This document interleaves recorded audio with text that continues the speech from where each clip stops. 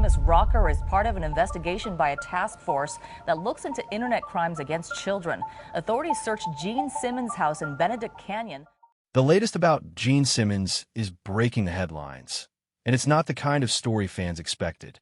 For decades, he was the fire-breathing face of Kiss, a rock legend who turned shock into fame and fame into fortune. But behind the makeup and bravado, new revelations are stirring questions about his family, his empire, and the choices catching up to him now. Is it scandal, redemption, or something that blurs the line between the two?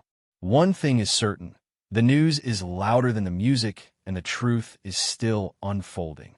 From Haifa to the Demon before Gene Simmons became the Demon, breathing fire on stage and spitting blood to roaring stadiums, he was just Chaim Witz, a boy from Haifa, Israel, raised by a single mother who had survived one of the darkest chapters in human history. His beginnings weren't glamorous. They were marked by scarcity, trauma, and an unrelenting desire never to feel powerless again. That drive would shape the persona he later created, one that became as much armor as it was entertainment. Simmons entered the world in a home still shadowed by the Holocaust. His mother, Flora Klein, had survived the concentration camps in Hungary, losing family members to the Nazis before managing to escape and rebuild in Israel. She carried that trauma with her, and while she didn't speak often about what she had endured, her silence and overprotectiveness spoke volumes. Chaim grew up in an environment where survival was not an abstract concept, but a daily lesson. By the mid-1950s, his parents had separated. His father stayed behind in Israel while Flora raised Chaim alone, working long hours in factories. At times, their meals consisted only of bread and milk. The boy who would one day command arenas was, in those years, just another hungry child finding ways to get by. He even made his own winter coat from an army blanket, an image far from the leather-clad rock god he would later become. But hardship has a way of forging ambition. Chaim escaped through comic books, particularly American imports like Spider-Man and Superman. Even before he could read English, he studied the panels, teaching himself the language word by word because he was determined to understand his heroes. By 7, he spoke Hebrew, Hungarian, Turkish, and was beginning to piece together English. It wasn't just about words. It was about transformation. If his heroes could mask their pain behind costumes and larger-than-life powers, maybe he could too. Flora made a life-changing decision in 1958. She and Chaim emigrated to Queens, New York, with nothing but a clean break, family, no clear path ahead, and zero money in hand. It was a culture shock. Toilets that flush amazed him, as well as TV dinners. But school was ruthless, and his accent made him a target again as the outcast. Instead, he would think of how he was going to make his mark. So he kept going. He sold cactus plants door to door, picked fruit, and learned English through TV and comics. Every rejection only made him stronger. In his early teens, Chaim was already walking in a new pair of shoes. Legally changing his name to Gene Klein, he took Gene from the moniker of cowboy stars like Gene Autry, making it Gene Simmons, which sounded more rock star-like. He played guitar for hours upon hours, hung out in small bands, and studied pop culture with barely enough discipline as played out in classroom studies. The Beatles' performance in 1964 on The Ed Sullivan Show set his soul on fire. It wasn't just fame he wanted to admire. It was the kind he wanted to claim for himself. These odd jobs, where he worked at butcher shops, delis, and later as a teacher in Spanish Harlem, were all things Simmons did to save money while secretly plotting his true career. No drinking, no illegal substances. He kept his eyes open and watched as others fell off. His crystal-clear vision merged into his personality. Always poised, always calculated. When Simmons began working with Paul Stanley to hammer out the basics of Kiss, those early teachings found full expression. He wouldn't settle for being just another musician. He wanted to be a legend, untouchable, larger than life. To this end, he created The Demon, an alter ego with horror film roots, comic book, villain influences, and shadows of his own childhood. The painted face, the blood, the fire breathing, all were more than theatrics. They were a shield and a statement that he would never again be that powerless little boy from Haifa. That armor didn't just protect him. It became the foundation for a business empire built on shock, spectacle, and strategy. The Kiss empire, when Gene Simmons and Paul Stanley formed Kiss in the early 1970s, their goal wasn't just to play music. They wanted to build a spectacle, a force that would grab attention before a single note was played. And Simmons, always the strategist, quickly realized that music could be only half the business. The other half, image, branding, and turning Kiss into a product that fans could take home. The foundation was the look. With Ace Frehley painting himself as the spaceman, Peter Criss as the Catman, Paul Stanley as the Star Child, and Simmons transforming into the Demon, the band's identity became instantly recognizable. In an era where rock bands often blur together, Kiss stood out like a comic book come to life. Simmons saw the potential not just in sound, but in licensing. If kids could wear the same faces they saw on stage, Kiss could become more than a band. It could be a brand. The plan worked. By 1975, even before they had their first major radio hit, Kiss had launched into merchandising. Lunchboxes, trading cards, dolls, posters, and belt buckles rolled out. It was unlike anything the rock world had seen. Parents who hated the music found themselves buying toys with the Kiss logo because their kids demanded it. Within a few years, the band's merchandise was generating millions, sometimes even outpacing record sales. The tipping point came with the release of the live album Alive. In 1975, it captured the chaos and spectacle of their concerts and became their commercial breakthrough, selling millions of copies. Suddenly, Kiss wasn't just a cult act. They were headlining arenas, selling out shows, and fueling a fan base known as the Kiss Army. Simmons understood what this meant. Loyalty could be monetized, not just through ticket sales, but through everything surrounding the experience. By the end of the 1970s, Kiss had launched more than 100 licensed products, including Kiss-branded pinball machines, Halloween costumes, and even board games. Simmons pushed boundaries with ideas most bands would laugh at. Think Kiss-branded coffins decades later. You were shamelessly simple. 10 people wanted to buy it. Kiss would put their name on it. Critics called it shameless, but Simmons said it was just good business. Why limit the reach of the band to vinyl and tours when it could extend into every corner of pop culture? The unyielding pursuit of profit always had its consequences. By the late 70s, the band spread all over, but some fans and critics said that the music seemed shoved into the shadow of the marketing blitz. In 1978, the TV movie Kiss Meets the Phantom of the Park only added bricks to the backlash. With such wooden acting and an absurd plot, it was dismissed by many as one gimmick too far. For Simmons, though, it was proof of concept. Kiss was no longer a rock band, but rather an empire into which it could march further into television, film, and beyond. In the decades since, Simmons has honed in on this vision. By the early 2000s, Kiss trademarked its logo on over 5,000 items from different categories, including condoms and credit cards. By this time, Kiss had already crossed over the billion-dollar mark in merchandise revenues.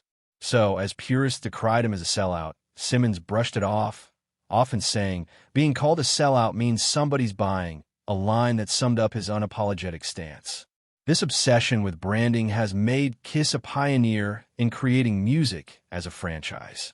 Simmons has followed how comic books, superheroes, and movies have built brand loyalty through characters and merchandise. He did the same in a rock and roll approach. Every tour becomes a circus, not just a concert, but has a new merch drop and a new earning. That formula was ruthless, but it worked.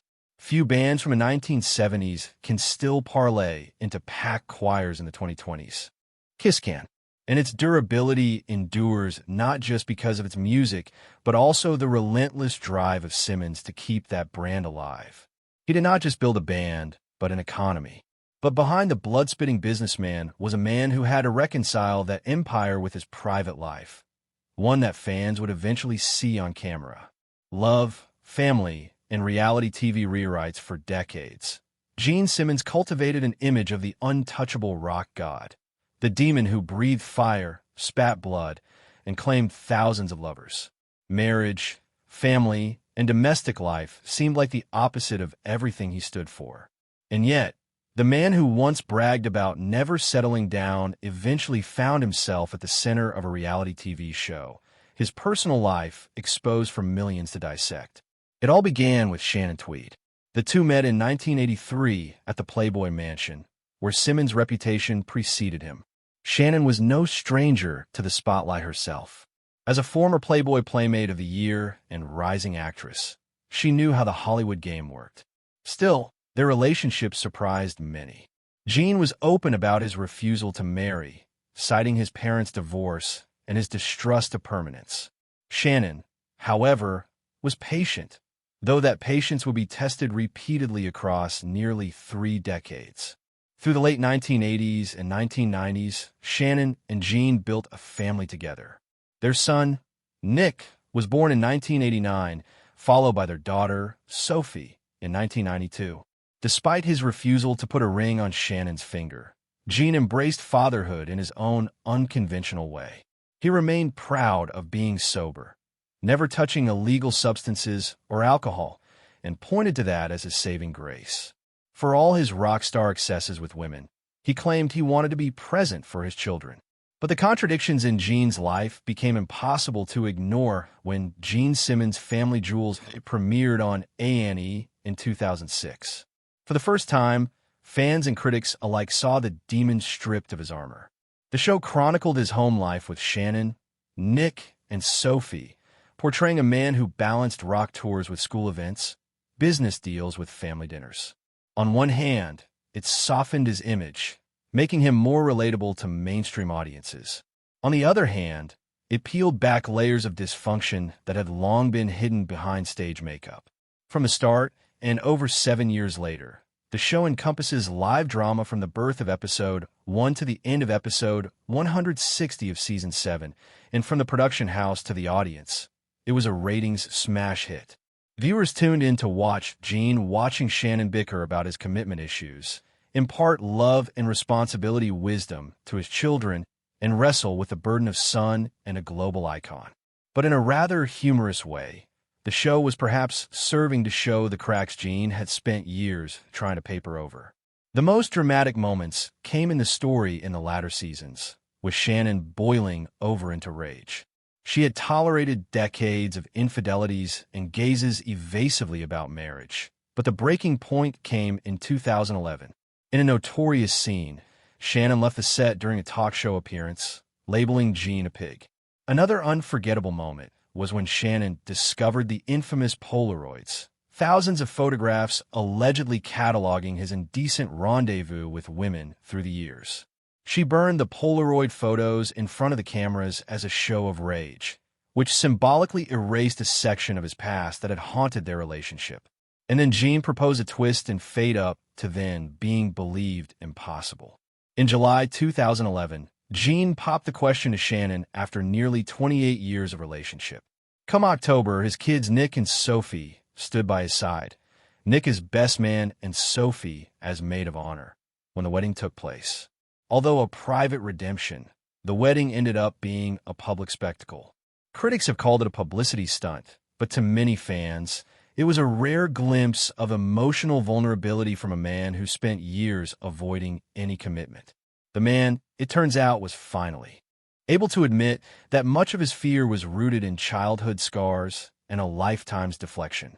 Reality TV then reinvented Gene Simmons' public narrative. For television audiences, he was transformed from the demon of Kiss to the flawed partner, the sometimes awkward father, the man who was trying, rather late in life, to balance ego with love. The show was both a test and a platform for Shannon, Nick, and Sophie, while for Gene, it was a rewriting of his image, one he could not fully control. And while the cameras eventually turned off in 2012, the echoes of Family Jewels remain. It revealed Gene Simmons not as a monster, but as a man caught between myth and reality. Yet even with his softer side exposed, controversy was never far behind, reminding the world that the demon's shadow could still cause chaos. When fame bites back for most of his career, Gene Simmons thrived on controversy. He leaned into the villain role, the demon, the egotistical businessman, the unapologetic womanizer. In the 1970s, it worked. Headlines about his excess only fueled the mystique of Kiss. But by the 2000s, culture had shifted.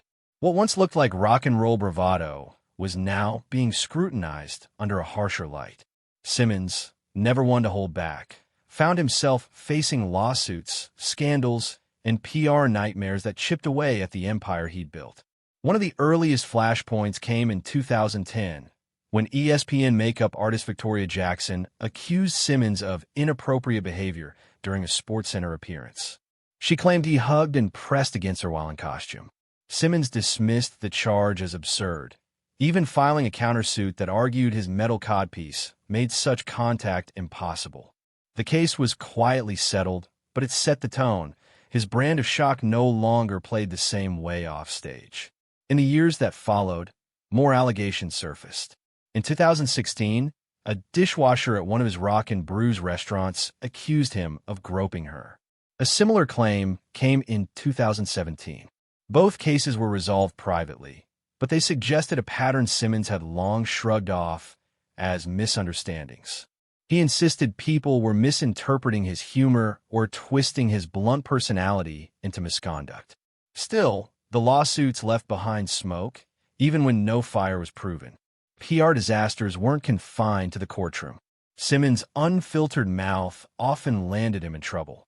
In 2017, he tried to trademark the famous devil horns hand gesture, insisting he invented it in 1974. The move outraged the metal community. Fans pointed out that John Lennon and Ronnie James Dio had used it decades earlier. Simmons withdrew the filing within days, but the damage stuck. He looked greedy, tone-deaf, desperate to monetize even a cultural symbol. Fox News, which became notorious that same year, banned Simmons for barging into meetings, pulling his pants down to show off his scars, and making some really bad and crude jokes regarding Michael Jackson while he was there promoting some new Kiss project. In just a couple of hours thereafter, Fox declared him lifetime banned. This time, antics overshadowed the empire once again.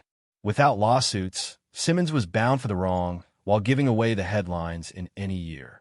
In 2024, while a guest on the Dancing with the Stars show, he made comments regarding female dancers that viewers perceived as creepy. No discussion on choreography, all was on how they looked, jokingly that one contestant had fogged up my glasses. Social media erupted, naming him the gross uncle of rock. Rather than apologize, Simmons doubled down in interviews, insisting he stood by his words. What once came off as blunt honesty now simply reads as stubborn defiance. The unsuccessful PR affairs, litigation, and out-of-the-blue utterances set a common pattern. Confrontation was Simmons' mode. Instead of contrition, they are after him for saying what most won't voice. But even die-hard fans eventually began to voice doubt about whether that very persona was an asset in today's world. But Simmons still demonstrated resilience. Every firestorm, however, dented his reputation. Kiss merchandise continues to sell. Solo performances still sell out the arenas. It's reality television and interviews. Yet the shadow of controversies is a reminder that fame isn't just a spotlight. It can burn. For Gene Simmons, the very arrogance that once made him untouchable soon turned out to be his biggest flaw. Fame made him a millionaire many times over, but as headlines turned hostile, so did reminders to the world. And, soon enough, even Simmons himself, that even the demon could bleed. And in recent years, those wounds and missteps have only deepened, sparking debates about whether his legend is still under his control or if it's spiraling away from him. The flashpoints everyone's arguing about, even after 50 years in the spotlight, Gene Simmons shows no sign of slowing down or dodging controversy. The years 2024 and 2025 have been especially volatile, reigniting debates about his ego, his judgment, and whether the man behind the demon still knows when to step aside. The first flashpoint came in October 2024 on Dancing with the Stars. Fans expected cheeky banter, but instead Simmons made personal remarks about female contestants, quipping that one dancer had fogged up his glasses. Social media exploded, branding him the creepy uncle of rock. What might have slid decades earlier now hits differently. Rather than apologize, Simmons doubled down, insisting he stood by every word. Supporters praised his bluntness. Critics saw him as out of touch. If October tested his commentary, April 2025 tested his business instincts. Simmons unveiled the ultimate Gene Simmons experience, a $12,495 fan package before tickets. Buyers could roadie for a day, help with sound check, eat backstage, receive a sign base, and be introduced on stage. Critics slammed it as shameless profiteering during hard economic times, with blogs dubbing it the most tone-deaf package in rock. Fans debated whether it was exploitation or pure rock capitalism. The packages are still sold out, with some attendees calling it priceless. The divide between devotion and outrage grew sharper. That title brought perhaps the most polarizing of all: Simmons and Kiss receiving Kennedy Center honors from President Donald Trump in August 2025. It blew fans away, particularly those who remembered Simmons's sharp comments after January 6th, when he compared Trump's rise to cockroaches crawling from walls. The award seemed hypocritical, taking it from Trump, and the social media was flooded by memes comparing past criticisms with that shining photo op. Simmons chose not to comment and let silence do the talking, but silence only served to fuel speculations that his business outweighed convictions. The year also peeled the few cracks in his solo career. Several shows were canceled in March 2025, owing to ticket sales coming in less than expected. Taking over premium seats of more than $500, critics said fans had reached the limit. For them, the cancellations marked the beginning of the end, proof that Simmons' reputation for squeezing his brand had finally outlived fan loyalty. Simmons shrugged off the accusation, saying that old-fashioned shows were easier without a full Kiss setup. His confidence or arrogance just sparked more debate. However, every occasion was not a matter of spectacle. It was here that Simmons broke down into tears and embarrassment while being interviewed by CBS Mornings in July 2025, just after the death of Ozzy Osbourne. Simmons remembered Kiss opening for Black Sabbath in the 70s, calling Ozzy a genuine, egoless soul. For a man who has been famous for bravado, the tears stunned fans. It was a brief glimpse into vulnerability overshadowed, but not erased, by the firestorms of the year. Even from their earlier positions, these flashpoints are grouped here to reveal the contradiction in Gene Simmons. Loved and hated, popular and resented. He would survive for many decades feeding on the spectacle, but in 2024 and 2025, it was not unusual for that spectacle to spill off stage, and punters were left asking, is he really still in charge of himself, or has controversy come amaster him? That question lingers not only for Simmons, but also for those destined to inherit his empire. Heirs of the Demon's legacy for Gene Simmons. Life has always been bigger than music. It's been about empire. But as the decades roll on, one question looms. What happens when the demon finally takes off the boots for good? The story of his heirs, his hits, and the shadow of the Kiss brand reveals a legacy equal parts triumph and burden. Gene's children, Nick and Sophie, grew up in the glare of fame, but not always in the glow of approval. Nick, born in 1989, set out to carve his own path as a comic book creator. His 2010 release Incarnate was meant to launch a career, but plagiarism accusations linked its panels directly to the Japanese manga Bleach. The backlash was swift. The publisher pulled the book, and though Nick insisted it was an homage, the scandal stuck. Gene defended his son, but the episode proved the Simmons name carried both privilege and weight. Sophie, born in 1992, chose a different road. Rather than fight the family name, she leaned into it while shaping her own identity.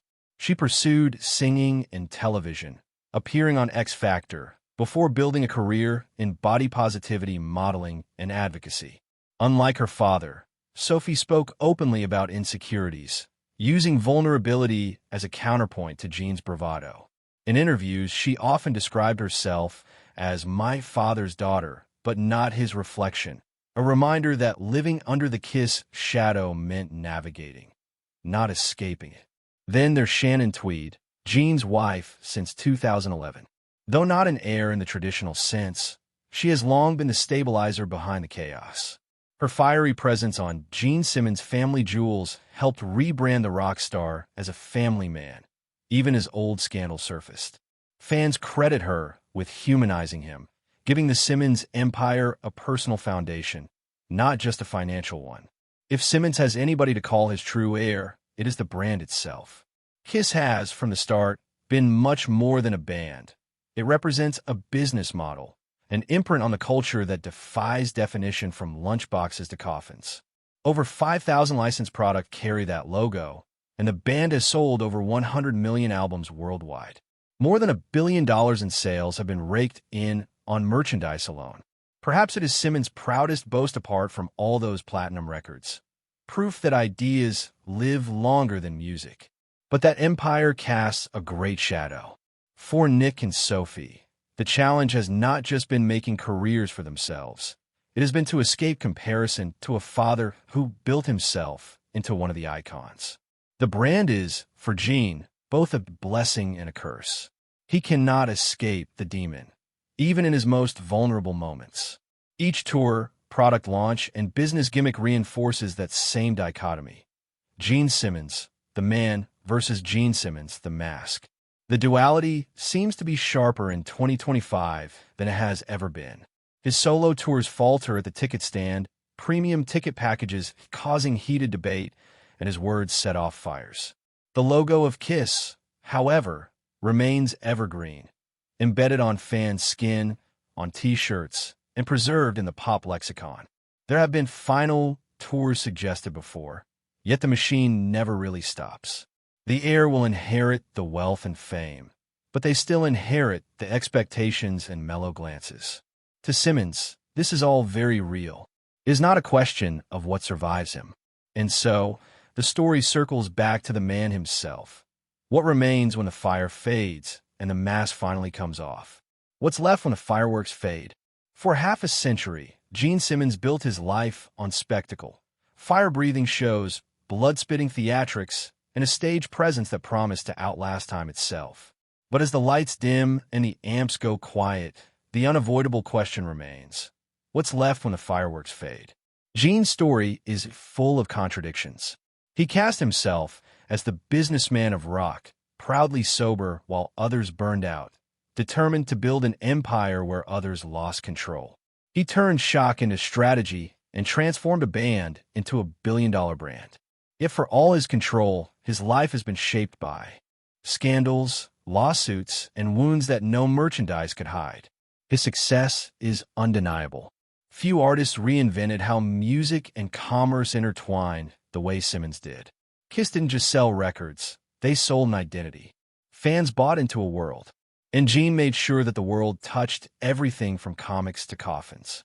His legacy, in that sense, is cemented as the man who redefined what it meant to make it in rock and roll. But legacy cuts both ways. For every fan who sees Kiss as larger than life, critics point to Simmons as the embodiment of excess, more focused on money than music, more image than authenticity. The branding that made him legendary also made him a lightning rod. In today's culture, where every boast and misstep is preserved online, his claims of thousands of women, his lawsuits, and his reality TV stumbles raise questions. Will he be remembered as a visionary or cautionary tale? But behind the mask hides the boy from Haifa, who lost his father, saw his mother carry the marks of the Holocaust, and promised himself never to feel powerless again. He became the demon, but he also became a husband and father. After long years of turmoil and heartache, Shannon Tweed has remained by his side. Their children, Nick and Sophie, have made their own ways, sometimes stumbling along the journey as they attempt to establish their identities in the shadow of his fame. It is where Gene's legacy has softness, in the family that weathered the chaos with him. What remains when the sparks die? For Gene, perhaps less about fire on the stage now and more about the one he lit in culture. Kiss's makeup and theatrics transformed live performance. Those business instincts have redefined the way bands think about branding. His influence upon our entertainment is undeniable, even if divisive. The true measure may not be in record sales or scandals, but in what outlives him. Will Kiss endure beyond its founders like Disney or Marvel, or fade into nostalgia? Will Simmons be remembered as the man who conquered with fire and blood, or as someone who couldn't let go of the mask even when the world moved on? As of 2025, Simmons still tours and still courts headlines. The fireworks still spark, but most of them reflect rather than revolutionize. The shock of yesterday is now an accepted part of rock history, and within that history, Simmons will exist not just as the demon, but also as the man who made it prove that music could be more than sound. If this breakdown helped you cut through the noise, drop your take in the comments. Marketing genius, line crosser, or both? Hit like, subscribe, and ring the bell so you don't miss our next deep dive. And when you're ready, tap the next video on your screen. We've got more untold stories waiting.